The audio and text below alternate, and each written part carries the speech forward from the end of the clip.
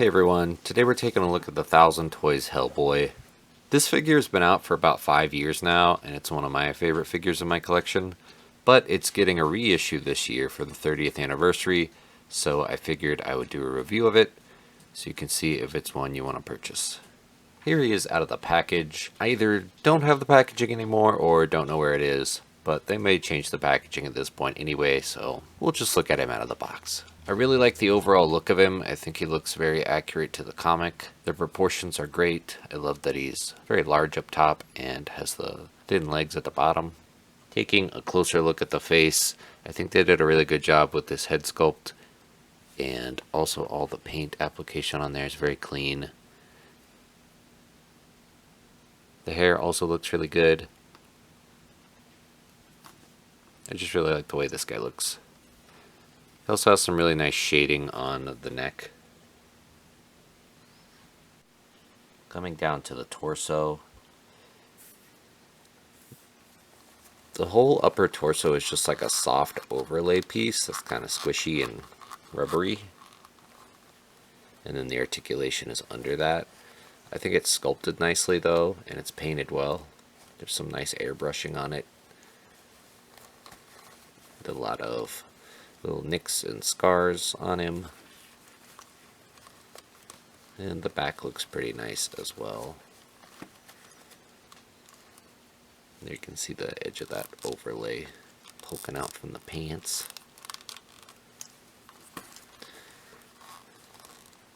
The one issue you could have with this sort of overlay system they have, because it's on the arms as well, is that it can look a little bit disjointed on the shoulders. I normally have him posed with the coat on though, so it hasn't been an issue for me, but if you want him posed without the coat, it could be an issue for you. The joints inside are red though, but they're not the best match for the skin. Speaking of the coat, he does come with a soft goods coat. I think this looks nice. I don't remember if it came on him in the package or if you have to put it on. It's got the BRPD hand holding a sword logo on the shoulder.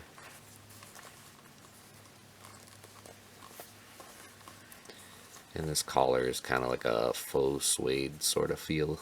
There's a wire running all along the edge of the coat so you can pose it and get some nice windswept poses going. So I like that. I generally tend to like soft goods if they're done well. I think these are done pretty well. For the arms, you saw the upper arms, but for the lower arms, this one's painted well as well. There's some little black spots for any of the little recessed portions. And then he has the right hand of doom on this side. I think this looks pretty good. It is articulated, so it's going to be a little bit jointy. And mine does have like some little stress marks on it from posing, I guess. So you can see there like some little lighter marks in the plastic. And this is fully articulated. One of the complaints I have seen with this is the thumb joints. You could argue that he has one too many thumb joints. So it makes the thumb look a little bit long. I've seen some people mod it where they just like pop the pin out of one of the joints and remove it and just then basically have that for the thumb.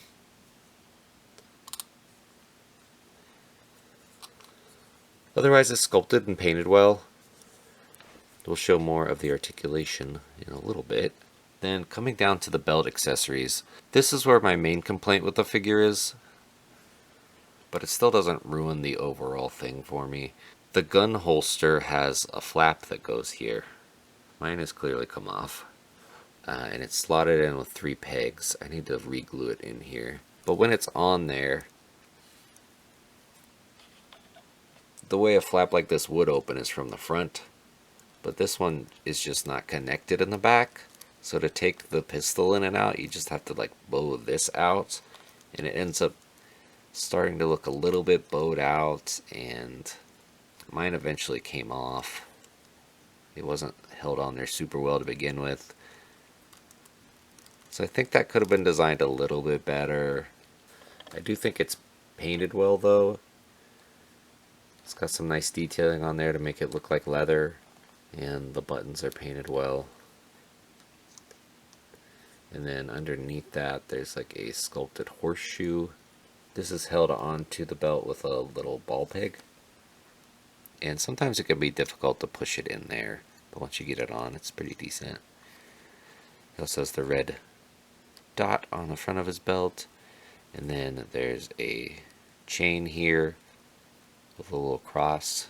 It's kind of a cheap chain with like this sort of ball situation, so you can take that off if you want. The cross is a nice gold though. And then he has a few pouches going around the belt. And these are all sculpted and painted well. I like that they have like a dip in the middle so they look like they're being used and not just blocky. And here are some thinner ones.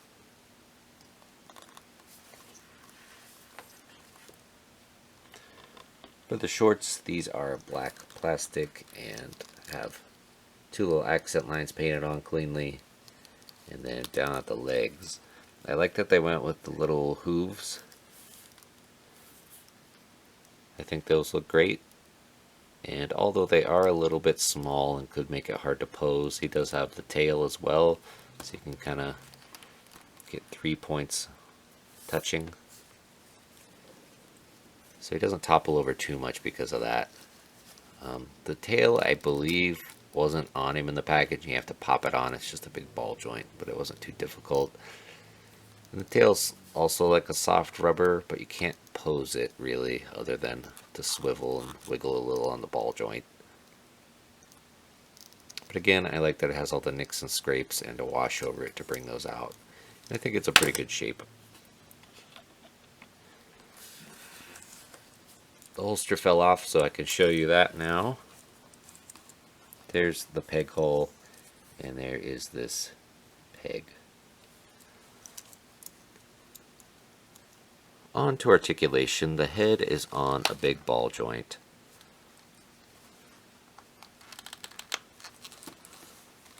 So you can look up this much and down just enough to bury his chin into his neck. Then there's also kind of a ratchety neck joint in here.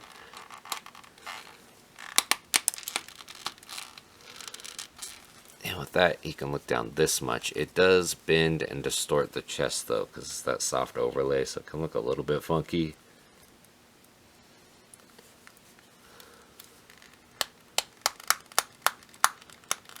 And then you can also bend it back, and again it kind of distorts things.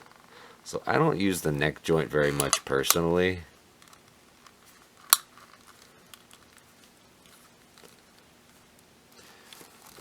I've found the upper neck joint to be adequate for the posing I've done, but it's there if you need it. It might just look a little bit weird. Since it's a ball joint up here, you can tilt his head and get all the nuanced poses you'd like. That's really nice. At the shoulders, it's a big ball joint. You can kind of see in there. So you can kind of rotate the shoulder all the around on that. Going up, shoulders can go up this much. Oh, I fiddled with it a little too much. You can see it came off. So I can show you better that it's a big ball. I'll just pop that back on. It has a double jointed elbow that gets pretty good range, and then a hinge and swivel for this ball hinge here for the wrist, so no issues there. Then on this side he'll have the right hand of doom, and this will have just a single joint here, but then there's also a cutout sculpted into the hand, the sort of forearm area, and that will hinge in. So you actually get great range there, despite him having a giant hand. And you can rotate that around on that joint. Then at the wrist, there is a swivel, and this also feels like a ball joint, so you can move it around just a little bit, not a ton. Then each of the fingers are articulated, and the thumb has a ball joint here, and then the fingers can splay out on the joints. And then you can move the fingers however you want. So I like this hand pretty well. At the torso, again, he's got this soft overlay. So bending back, it's a little ratchety. You can bend back this much and forward this much. It's a pretty good range considering he doesn't have a sculpted joint. I haven't left him bent over for long periods, so I don't know if doing that will distort the overlay or not. His horn has gotten a little bit loose over time, so you've seen it popping out some. We'll show that more in the accessories. And then there's the ball joint for the whole streak, so you can swivel that a little bit. At the hips, the legs will go out about this much. So decent, not the best range, but not terrible. He'll kick forward this much. Back, not really any at all because he's got the sculpted butt cheek. There is a thigh swivel, but it's at the end of the pants here. You can't really go all the way around.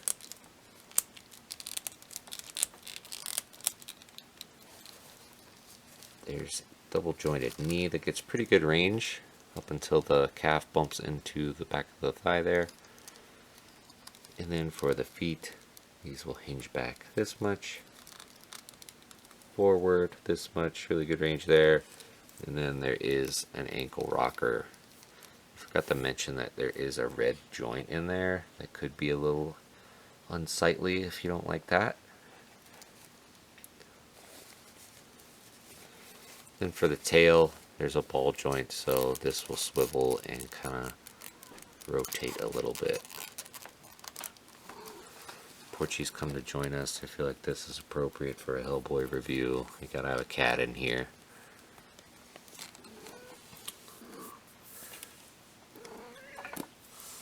What?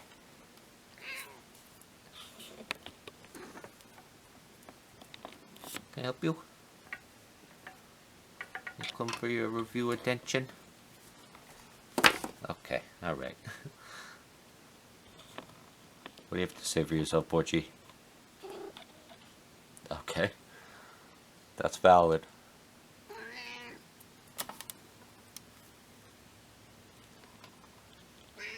Could you stop causing chaos so I can finish this?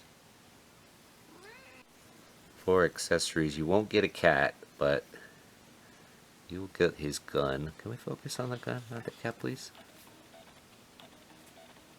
Oh my gosh. Stop moving the background, dude. Here's the gun. It is a nice gunmetal. It has a brown handle. And the front is open, so you could put an effect part in there. It doesn't come with an effect part, but I'd been using, I think, one from like a Transformer figure or something.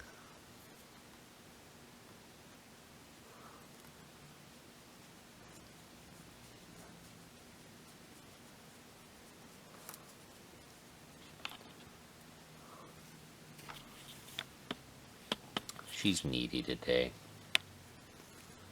He'll come with one fist hand. Then he'll come with an open hand that's kind of like reaching and one that's relaxed. Then he'll also come with a gripping hand for the gun. These hands are actually more difficult to swap out than I remembered.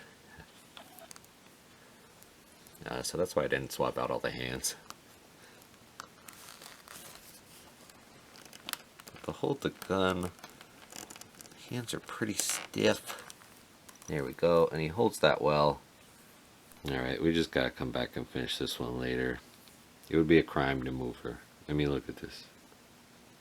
She's all sprawled out.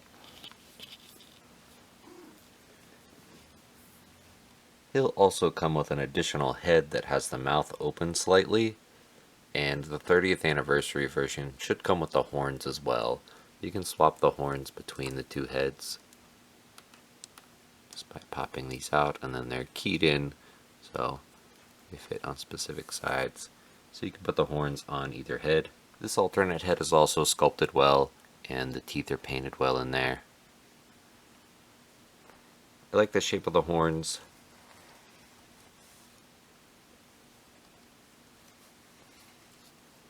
And they also have some sculpted detail in there. So overall it looks nice. It's also good that you can swap out which head the horns are pegged into. Then he will come with Excalibur. Both this and the horns were for the exclusive version, I think from the Dark Horse official store. I don't remember exactly. My wife bought this for me. But the Excalibur and the horns will both come with the 30th anniversary edition. This is sculpted well. I like it. It has some nice weathering on it, and the blade isn't like super clean. It has a bit of like a texture to it, so it looks old, and it's a nice bright gold. And this will also just fit in that gripping hand for the gun.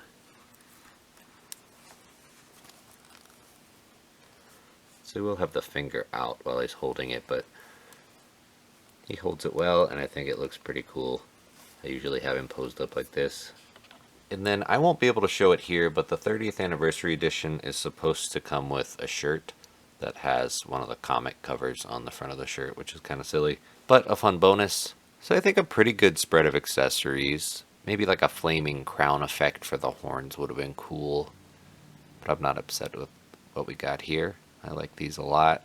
I took the coat off so you can get a better look at him without it on. And to do that, I just popped the arm out at the shoulder and then slipped the coat off of this arm. Again, I don't remember if he came with the coat on or off in the package. I'm going to say maybe it came off like this.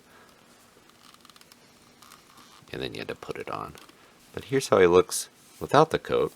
I still think he looks really good. Looks very accurate to the comic book, with those sort of gorilla-like proportions. The joint for the right hand of Doom is a little bit more apparent here. It sticks out a little bit more since the color doesn't match exactly. And then when you bend the elbow on this side, it does have kind of a big chunk of red here. It isn't really sculpted in any way, it's just kind of smooth. But you don't really notice it once he's posed, or I don't at least. So I'm okay with that. Yeah, I think he looks good both with the coat and without the coat. I prefer with the coat. I'd say the one issue without is you can get a little disjointed looking at the shoulders, but you can rotate those and try to hide the gap some. Same with the arms up, you can kind of hide most of the flaws there. So yeah, I think he looks great overall. I'll run through the articulation just real quick again without the shirt on so you can see that. So there's the arms, and you can see bending back he can get a little gappy. You just have to adjust him some.